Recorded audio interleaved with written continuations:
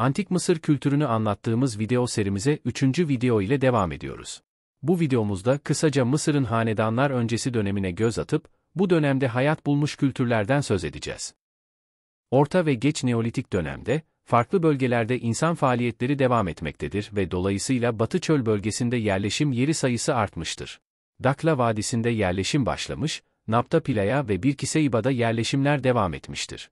Mısır'ın, özellikle geç Neolitik'ten hanedanlık döneminin başlangıcına kadar olan süreci, arkeoloji literatüründe, hanedanlar öncesi dönem olarak adlandırılmaktadır.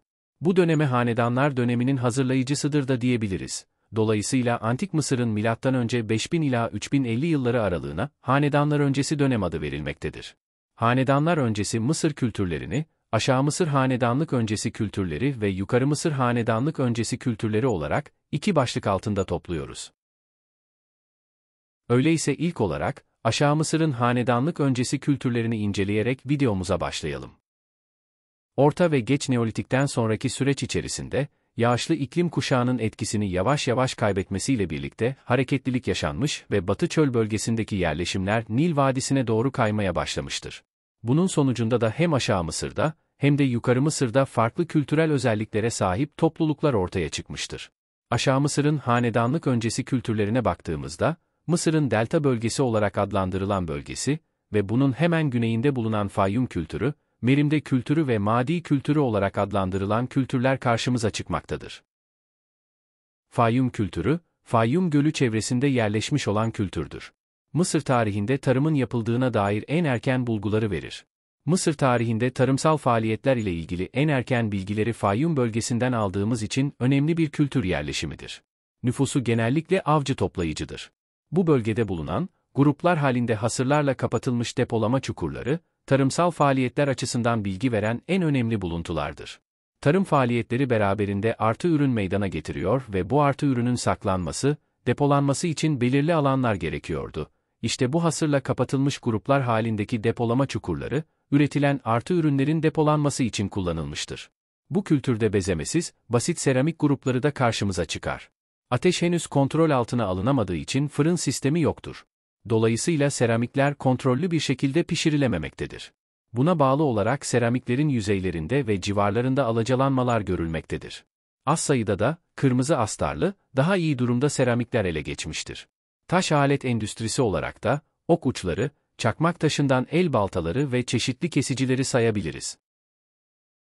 Merimde kültürü, Delta bölgesindeki Merimde Benisalama adlı merkezde gelişen kültürdür. Fayyum kültürü ile paralel gelişmiştir. Tarımla uğraşan küçük ailelerin yaşadığı köy tipi yerleşimler vardır. Mısır'daki en erken insan figürü bu kültüre aittir. Merimde başı olarak adlandırılan bu figür, Mısır'da bugüne kadar tespit edilen en erken insan figürüdür. Kilden yapılmış, oval yüzlü, göz burun ve ağız açıklıkları belirtilmiş, baş çene ve yanaklarda küçük delikleri olan bir figürdür. Bu deliklerin saç ve sakal ayrıntılarının eklenmesi için açıldığı düşünülmektedir. Üzerinde boya izleri de tespit edilmiş olan figür, halen Kahire'deki Mısır Müzesi'nde sergilenmektedir. Madi kültürü, kronolojik açıdan bakıldığında Fayyum ve Merinde kültürlerinden sonra gelişen bir kültürdür.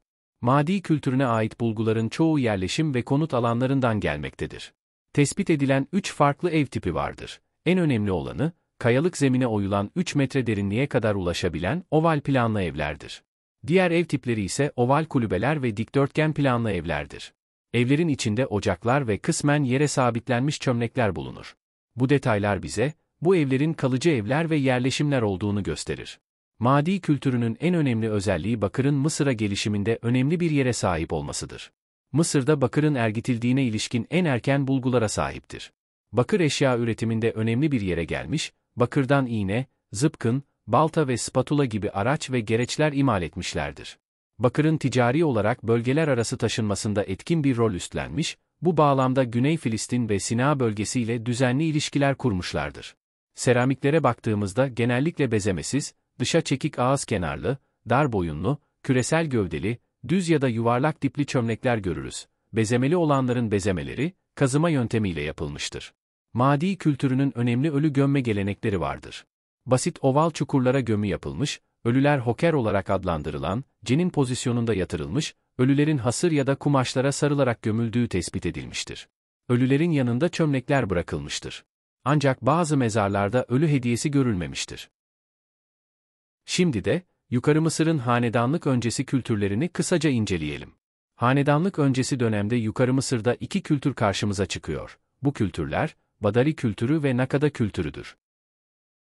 Badari kültürü, Yukarı Mısır'ın en erken tarım kültürünü temsil eder. El Badari çevresinde küçük çaplı çok sayıda iskan ve mezar tespit edilmiştir. Kültüre ait bilgilerin çoğu mezarlardan elde edilmiştir. Kalıcı yerleşim alanları bulunmaz. Aşağı Mısır'ın Fayyum ve Merim'de kültürleri ile çağdaştır. Yukarı Mısır'ın en erken tarım kültürünü temsil eden, kalıcı yerleşim alanı olmayan bu kültürde, genellikle mevsimlik kamplar şeklinde yerleşim söz konusudur. Tarımsal faaliyetlerin yanı sıra avcı toplayıcılık da devam etmektedir. Temel av ürünü başta yayın balığı olmak üzere deniz ürünleridir. Küçük çapta koyun ve keçi evcilleştirilmesi vardır. Seramik üretimi yapılır. İlkel denizciliğin sanata yansıması olarak değerlendirilen kaya resimleri vardır. Ölü gömme geleneği açısından baktığımızda, yuvarlak çukurlar şeklinde basit toprak mezarları görüyoruz. Bazı örneklerde mezar tabanına hasır serilmiş ya da ölen kişi hasıra sarılmış şekildedir. Ölü cenin pozisyonunda yatırılmış ve başı güneye doğru dönüktür. Ölü hediyeleri olarak mezarlarda, çanak çömlekler, takılar, figürinler, çakmak taşı aletler, hayvan şeklinde muskalar, deniz kabukları görüyoruz. Ölü hediyelerinin yoğunlaştığı mezarların, bir arada ve aynı alanda bulunması, Badari kültüründe sosyal tabakalaşmanın varlığına işaret eder. Seramiklere bakıldığında, Yukarı Mısır seramiklerinin, bu dönemde Aşağı Mısır'a göre daha kaliteli olduğunu söyleyebiliriz. Nil Nehri kıyısından alınan kilin kullanıldığı seramikler el yapımıdır. Formlar, basit ağız kenarlı, yuvarlak dipli çanaklar ve fincanlar sık görülür. Genellikle Black Toppet olarak adlandırılan, üstü siyah, altı kırmızı seramik grubu görülür. En kaliteli kapların yüzeyinde, tarak benzeri bir aletle oluşturulan dalgalı çizgiler bulunur. Bu kültür, Mısır için son derece önemli bir kültürdür. Geç örneklerde, yüzeyi kabaca düzeltilmiş, kahverengi, kalitesi düşük seramiklerle de karşılaşılır. Yukarı Mısır'da hayat bulmuş en önemli kültürün, Nakada kültürü olduğunu söylemeliyiz. Bu kültür, hanedanlık dönemi öncesi son kültür evresidir. Nakada kültürünün 3 evresi vardır. Birinci evresi M.Ö. 4000-3500. İkinci evresi M.Ö. 3500-3200 ve üçüncü evresi 3200-3000 şeklinde tarihlendirilmiştir. Çok önemli olduğunu ifade ettiğimiz Nakada kültürünü tanıyıp, evreleri bağlamında ele alalım. Nakada kültürü, Yukarı Mısır'da ortaya çıkmakla birlikte, ilerleyen süreçte giderek kuzeye doğru, Aşağı Mısır'a doğru yayılmış ve hatta tüm Mısır'ı etkisi altına almıştır. Dolayısıyla hanedanlık kültürünün oluşumuna katkı sağladığını söyleyebiliriz. Genel özelliklerine baktığımızda, M.Ö. 4. binlerden itibaren, burada artık tarımsal yerleşimlerin ortaya çıktığını görüyoruz. Daha önceki kültür evresi olan Yukarı Mısır'daki Badari kültüründe de, tarımsal faaliyetler vardı. Ancak, yerleşim alanları kalıcı değil, geçici kulübeler şeklindeydi. Dolayısıyla Nakada kültürüyle birlikte, tarımsal faaliyetlerin artık hızlandığını, geliştiğini ve bununla birlikte de kalıcı tarımsal yerleşimlerin ortaya çıktığını söyleyebiliriz. Bu dönem içerisinde Nil Vadisi, tarımsal anlamda son derece verimli bir alandır.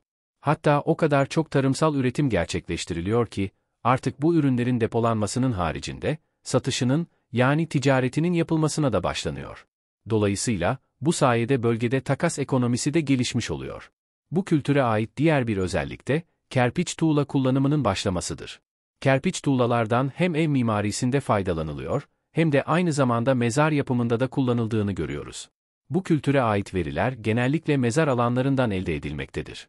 Bunun da aslında en önemli sebebi, tarımsal gelişim alanlarının, günümüzde Nil Nehri'nin getirdiği alüvyonların altında kalmış olmasıdır.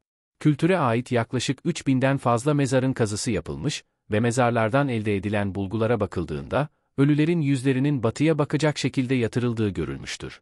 Bu uygulamanın aslında Mısır kültüründe bir karşılığı vardır.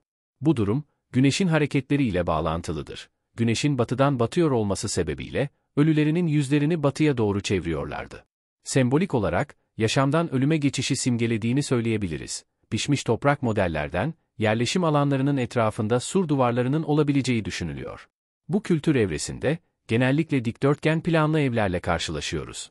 Özellikle çeşitli zanaat alanlarında uzmanlaşmış gruplar karşımıza çıkıyor, bunların toplumda ön plana çıkan elit tabakalar için, özel üretimler yaptığını anlıyoruz.